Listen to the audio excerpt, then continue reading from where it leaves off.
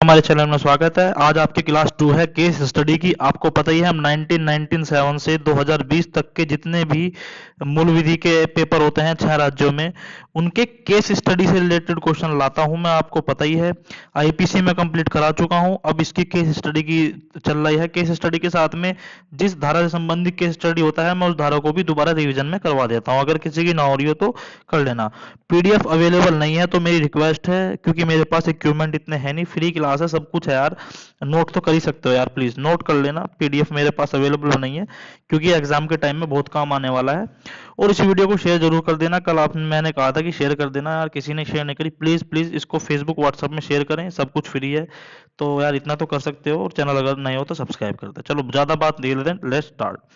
6 राज्यों तक के मूल विधि में ऐसे संबंधित इससे प्रश्न है।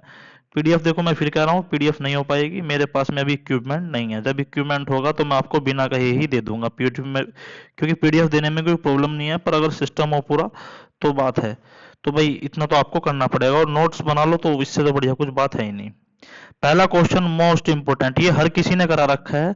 वैसे तो मैं जो आजकल वो करा रहा हूँ, जो केस स्टडी करा रहा हूँ, कोई कोई कराता है ये वाली, पर जो ये वाला केस है ना उल्ला महापात्र, ये इतना इंपॉर्टेंट है भाई। यूपीएसआई में रिपीटेड है, एमपीएसआई में रिपीटेड है, और तकरीबन तकरीबन हर में रिपीटेड है।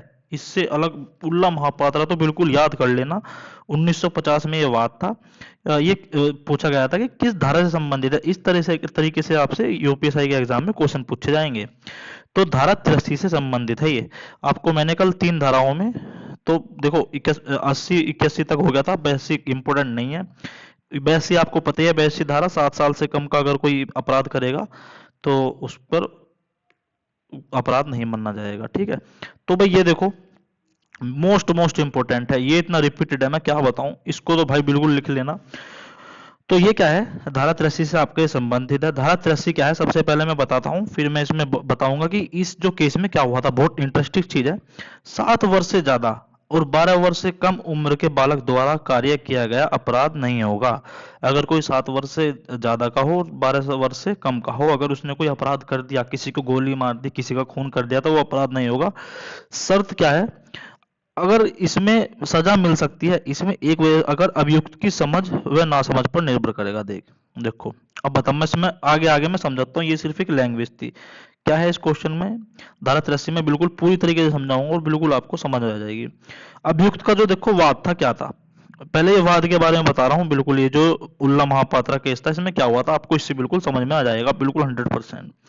अभियुक्त, अभियुक्त का मतलब होता है जो आरोपी होता है, जो 11 वर्ष से अधिक था और तथा 12 वर्ष से कम था। मतलब ये धारा 83 में आता है। जो देखो इसमें लिख रहा है 7 वर्ष से ज्यादा 12 वर्ष से कम उम्र के बालक द्वारा कार्य किया गया अपराध नहीं है, तो धारा 83 के लिए बिल्कुल अच्छा बैठता है ये।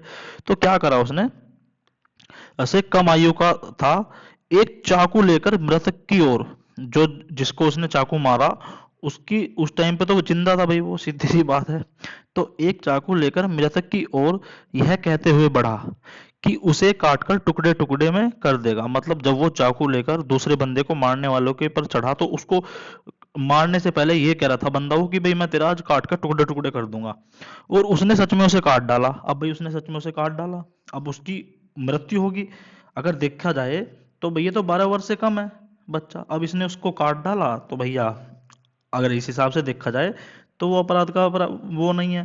पर इस केस में क्या था, न्यायालय ने उसे दोष सिद्ध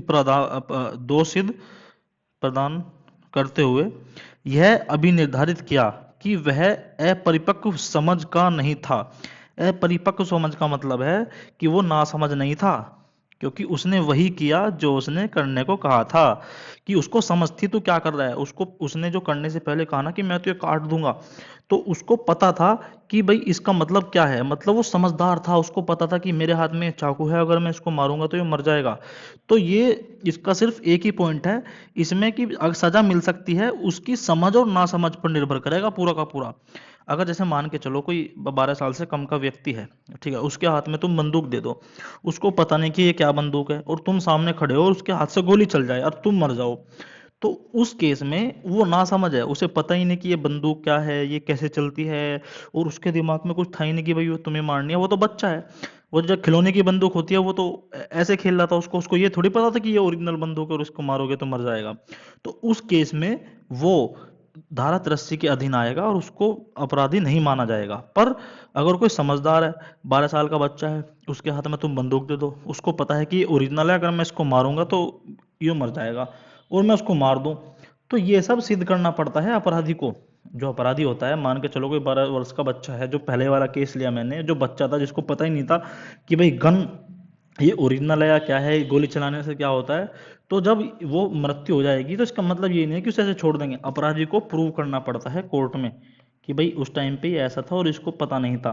तो अगर कोर्ट को लगता है कि उस टाइम पे ये बंदा, इस बंदे को नॉलेज नहीं थी, तो वो बिल्कुल अपराधी नहीं है। और अगर कोर्ट को लगता है कि भाई इस बंदे को पूरी नॉलेज थी कि मैं क्या कर रहा हूँ उस टाइम पे, तो भैया वो अपराधी है। अब वो मृत्यु कारित हो जाए तो मृत्यु का दंड मिलेगा उसको, हाफ मर्डर हो जाए हाफ का, और कुछ भी हो जाए उस मतलब आगे आगे मैं आपको सब कुछ बताऊंगा जैसे जैसे धाराएं आगे बढ़ेंगी। देखिए मैकांटन का सिद्धांत भी बहुत इंपॉर्टेंट है। तो ये देखिए आपसे ये रिपीटेड है, मैं बताऊंगा क्या है भाई। ये जो क्वेश्चन है ना, वाद है, ये नया तो कोई वाद है नहीं, सब रिपीटेड आते हैं हर किसी में। मैं 1997 से लेके मैं इस बेस पे कह रहा हूँ, क्योंकि मैंने सभी के सभी पेपर के वे देखे हैं, एग्जाम के जो क्वेश्चन पेपर है सब में घुमा फिरा के वही पूछा गया है। यही एमपीएसआई में पूछा गया, यही यूपीएसआई में पूछा गया, यही झारखंड एसआई में पूछा गया, यही बिहार एसआई में पूछा गया, सब कुछ घुमा घुमा के वही आता है। तो ये दूसरा क्वेश्चन है, मेकांटन का सिद्धांत बनाम किस राज्य से है। देखिए ये सॉरी ये बनाम नहीं आना था इसमें। जो मेकांटन का सिद्धांत है वो किस धारा से संबंधित है, ये वाद में नहीं आएगा, पर इसको वाद में नहीं आएगा, पर इसको मैंने ले लिया क्वेश्चन को कि मेकांटन का सिद्धांत किस धारा से संबंधित है। ये वाद नहीं है, पहले बता रहा हूं, मैं जो बनाम लिख रखा था वो गलती से लिख गया। ये एक सिद्धांत है मेकांटन का। ये किस धारा से संबंधित है, धारा 84। धारा 84 क्या है, विकृचित व्यक्ति, विकृचित का मतलब होता है पागल, जो पागल होते हैं मेंटल हॉस्पिटल में का कार्य अपराध नहीं है। एक तो होता है पागल, एक होता है मानसिक तौर से पागल। अब मैं आगे बताऊंगा क्या है इसका, देखो बिल्कुल समझाऊंगा पूरी तरह, दिक्कत मत लेना। मैकांटन सिद्धांत विकृचित अथवा पागल से संबंधित आधुनिक विधि का आधार है। अपराध के समय विकृचित होना जरूरी है, ये देख लो, ये ठीक है। अपराध के समय विकृचित मतलब पागल होना। पागल होना ये नहीं है कि हमेशा ही पागल रहेगा। अब मान के चलो कि भाई जब ऑन द स्पॉट आपका झगड़ा हुआ, किसी से भी झगड़ा हुआ और आपका दिमाग बिल्कुल काम करना बंद कर गया, आप बिल्कुल पागलों की तरह हरकत करने लग गए और आपने उसका सामने वाले का खून कर दिया, तो भाई वो बिल्कुल अरे यार कुत्ते, ओ मरियो तो चलो माफी चाहूंगा। तो भाई ये देखो, जो पागल व्यक्ति है ये बिल्कुल अपराध के समय पर पागल होना चाहिए। ये जो मेकांटन का सिद्धांत था, ये धारा 84 से संबंधित है, याद रखना। और उस टाइम पर अगर वो पागल है और उसने किसी की मृत्यु कर दी, अगर उसने किसी की मृत्यु कर दी तो वो अपराधी नहीं होगा। अगर कोई पागल व्यक्ति भी है ना भाई, उससे बच के ना अगर उसके हाथ में डंडा लोहा सरिया हो, किसी पागल व्यक्ति को आपको लगे ना कि ये पागल है रास्ते में से आ रहा है, तो भाई रास्ता काट लो, क्योंकि पागल व्यक्ति का भरोसा नहीं है, वो सीधा ठाके मार दे। समझ गए ना, तुम्हारे कहीं चोट लग जाए, कुछ घोर अपहति हो जाए, किसी के सर में लग जाए कुछ भी, तो पागल व्यक्ति को फिर तुम ये नहीं है कि तुम उसके नाम पे एफआईआर करके और भैया उसको जेल में बंद करा दोगे, ऐसा कुछ नहीं हो सकता, क्योंकि पागल व्यक्ति बिल्कुल मैकांटन के सिद्धांत के द्वारा वो निर्दोष है। ठीक है भैया, तो किसी पागल व्यक्ति को दिखे ना सड़क पे तो उससे बच जाना। और ये देखिए तीसरा बात भाई, मोस्ट इंपोर्टेंट, मोस्ट वैसे तो सभी इंपोर्टेंट है, ये भी मोस्ट इंपोर्टेंट है, बिल्कुल इसको नोट कर लेना। डायरेक्टर ऑफ पब्लिक प्रोसिक्यूशन, ये प्रोसिक्यूशन है, थोड़ा सा लिखने में मिस्टेक हो गया। डायरेक्टर ऑफ पब्लिक प्रोसिक्यूशन बनाम बियर्ड, 1920 का ये मामला था, किस धारा से संबंधित है। तो ये है भैया आपका धारा 85 से। मैं आपका ये वाद ये इसका बिल्कुल आगे बताऊंगा इसमें क्या हुआ था। देखिए ये जो धारा 85 है, सबसे पहले एक बात बता दूं, इच्छा के विरुद्ध मतता। मतता का मतलब क्या होता है, नशे में, बेहोशी में, या कुछ ऐसी कंडीशन में जहां आपका दिमाग काम ना करे, डिसीजन लेने में अक्षम हो, तुम सक्षम ना हो, अक्षम हो। तो इच्छा के विरुद्ध मतता में, नशे में या बेहोशी में होने के कारण निर्णय को पहचानने पर असमर्थ व्यक्ति द्वारा कार्य अपराध नहीं है।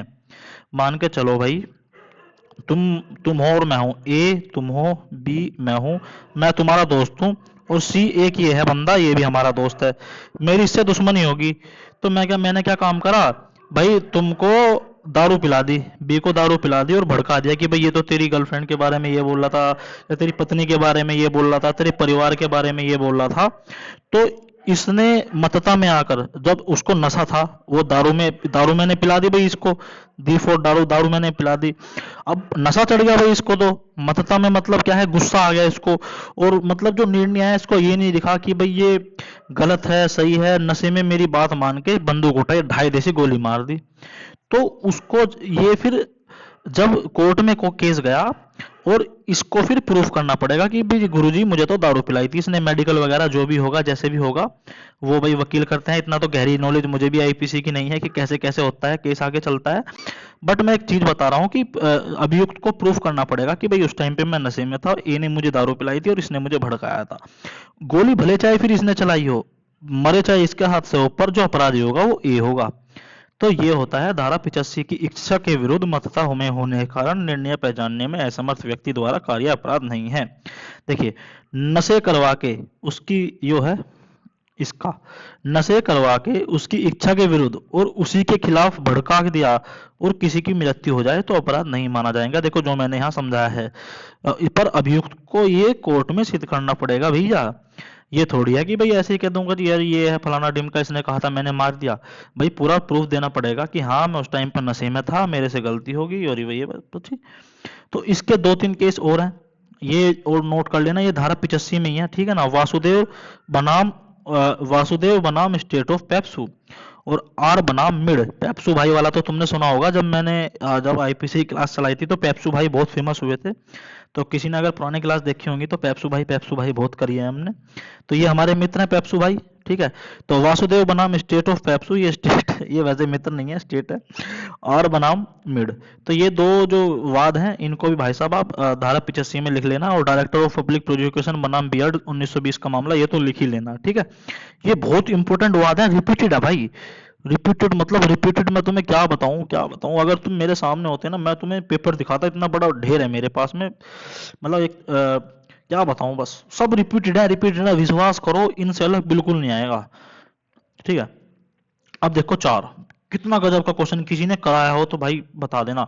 इतने, बस क्या बताऊं, बहुत से यूट्यूब चैनल हैं जिन्होंने कोर्स भी लॉन्च कर रहे हैं, यूट्यूब पे पढ़ा रहे हैं, अगर किसी ने ये क्वेश्चन कराया हो, और ये रिपीटेड है भाई, ये रिपीटेड क्वेश्चन है। रिपीटेड का मतलब रिपीटेड, बार बार बार बार बार बार, कि वोलेंटी नॉन फिट इंजूरिया, ये क्या अर्थ क्या है, ये आईपीसी की लैंग्वेज है कि वोलेंटी नॉन फिट इंजीरिया का अर्थ क्या है और किस धारा से संबंधित है। तो जो इसका अर्थ है ये आपसे यूपीएसआई में पूछा गया था। यूपीएसआई में क्या पूछा गया था, ये लैंग्वेज दे दी थी और 4 ऑप्शन दे दिए थे कि बताओ भाई इसका अर्थ क्या है।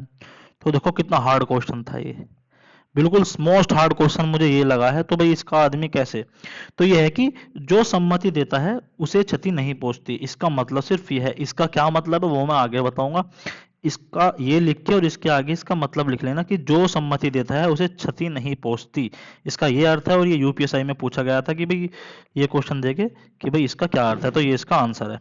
अब क्या है कि ये किस धारा से संबंधित है, तो ये धारा है 87, ये धारा 87 से संबंधित है। अब धारा 87 बता ही रहा हूं क्या है, कि सम्मति से किया गया कार्य जिसमें मृत्यु हो या घोर अपहति करने का आशय हो, न उसकी संभाव्यता का ज्ञान हो। पिछला क्या था, पिछली धारा में हमने पढ़ा कि भाई उसको सम्मति उसकी थी नहीं, नशे में उसका काम करवा दिया। इस बार वो सम्मति दे रहा है, सम्मति का मतलब समझ रहे हो, अब मैं बताता हूँ कैसे। भाई मैं ए हूं और तुम हो बी, ठीक है, मैं भी लंबा ठाड़ा हूं, तुम भी लंबे ठाड़े हो, तुम्हारी मेरी मुंह भाषा होगी कि अच्छा तू मेरे से ताकतवर है, मैं तेरे से ताकतवर हूं। तो हमने डिसाइड किया कि चल ठीक है, एक बॉक्सिंग चैंपियन वो रखते हैं, फाइट रखते हैं बढ़िया वाली। और मैंने कहा ठीक है भाई, पहले तहसील में चल, स्टाम्प पेपर पे उस पे लिख पूरे प्रूफ के साथ। मुझे नहीं पता भाई मतलब चोट लगी जाती है गेम में, छोटी सी बात है, पर मैंने फिर भी लिखवा लिया कि भाई चल ठीक है, स्टाम्प पेपर पे तू भी लिखवा मैं भी, कि ये हम दोनों अपनी मर्जी से कर रहे हैं, और जो भी थोड़ी बहुत क्षति पहुंचेगी वो हम क्या नाम, जो क्षति पहुंचेगी वो उसके जिम्मेदार भी हम ही हैं। हम कोई इसमें मतलब हम दोनों की सहमति से ये हो रहा है। तो भाई तुम्हारी मेरी फाइट होगी, तुमने मुक्का मार दिया मुझे, अब या तो इसमें मेरी मृत्यु होगी या फिर ज्यादा चोट लग गई। चलो मान के चलो मृत्यु होगी, यार मुझे क्यों मारो, किसी और को ले लो, ये कोई और है और तुमने गुस्सा मारा उसको और भैया उसकी मृत्यु होगी। कोर्ट गया, जो केस है गया कोर्ट में, तो तुम निर्दोष साबित होगे। ठीक है, क्योंकि ये काम सम्मति से हुआ है। इसकी 3 कंडीशन है, ये देखो। यदि कार्य न तो मृत्यु या गंभीर चोट कारित करने के आशय से किया गया हो। अब तुम्हारा आशय मुझे मारना थोड़ी था कि भाई मैं इसको गुट मारूंगा ये मर जाएगा। तुम्हारा आशय तो ये था कि मैं ताकतवर हूँ, मुझे अपनी ताकत दिखानी है, मुझे इसको हराना है। तुम्हारा आशय ये नहीं था कि मैं इसको चोट मारूंगा या मृत्यु हो जाए, मृत्यु करनी है मुझे इसकी। ठीक है, तो इस कार्य द्वारा मृत्यु या गंभीर चोट कारित होने की संभावना है, और न तो तुम्हें संभावना थी, तुम्हें यही तो था भाई बॉक्सिंग चल रही है। ठीक है, क्षति किसी व्यक्ति को उसकी सहमति से कारित की गई हो। अब मैंने कहा था ना कि भाई तुम्हारी मेरी एक स्टाम्प पेपर पर लिखवा लिया, हमारी सहमति थी इसमें, तो भाई मेरी तो सहमति थी, हम दोनों की सहमति थी, तो जो मुझे क्षति कारित हुई वो मेरी सहमति से तो हुई। सहमति देने वाला व्यक्ति 18 वर्ष से अधिक आयु का होना चाहिए। ये बात ध्यान रख लेना, ये आपसे घुमा के पूछ सकता है कुछ भी क्वेश्चन की सहमति देने के लिए कितने वर्ष का होना जरूरी है। ये वो 16 भी दे देता है, और पिछली बार 16 भी दिया था, और 16 बहुत से लोगों ने गलत लिखवा लिया। तो इसको भाई ध्यान रखना कि 18 साल का होना चाहिए। जो ए व्यक्ति है और बी व्यक्ति है, दोनों 18 साल के होने चाहिए, जब ही इनकी सहमति मानी जाएगी। और अगर 16 साल का या 17.5 साल का भी हुआ ना, 17.5 साल का ए बंदा हुआ ए, और तुमने इसको मार दिया, भले चाहे तुमने स्टाम्प पेपर पे लिखवा लिया, तो भाई साहब मर्डर केस में लग जाओगे। तो ये थोड़ा सा ये टेक्निकल चीज है, इनको लिख लेना। और ये हो गया हमारा धारा 87 तक। कल फिर नेक्स्ट वीडियो आएगी। अगर आपको वीडियो अच्छी लगी है तो प्लीज़ ग्रुप में शेयर करें। जितना आप ग्रुप में शेयर करोगे उतना मुझे मोटिवेशन मिलेगा, और इतनी मैं ज़्यादा से ज़्यादा क्लास लेके आऊँगा। और अगर कुछ कमी हो क्लास में तो वो बताना। पीडीएफ में नहीं दे पाऊंगा, मैं फिर बता रहा हूँ, पीडीएफ के लिए मेरे पास में राइट इक्विपमेंट नहीं है। और आशा करता हूँ अगर आपको चैनल अच्छा लगा हो तो चैनल को जरूर सब्सक्राइब करें। इन द एंड, जय हिंद, जय भारत।